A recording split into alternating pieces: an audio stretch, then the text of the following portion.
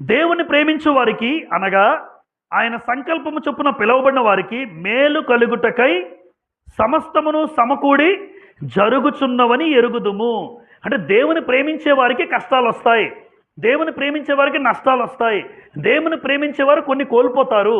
అయితే నష్టం వచ్చినా, కష్టం వచ్చినా, అనారోగ్యం వచ్చినా, బాధ కలిగినా, ఇబ్బంది కలిగినా, ఇరుకు కలిగినా, ఏది కలిగినా మీ జీవితంలో మేలు కలగడానికి దేవుడు అనుమతించాడు.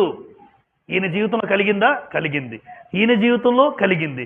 వారి వారి జీవితాల్లో కలిగి ఒక స్థాయిలో దేవుడు పెట్టాడు. అయితే అవన్నీ ఎందుకు జరుగుతున్నాయని అడిగితే నీ జీవితంలో మేలు కలగడానికే సమస్తము సమకూడి జరిగిస్తున్నాడు దేవుడు.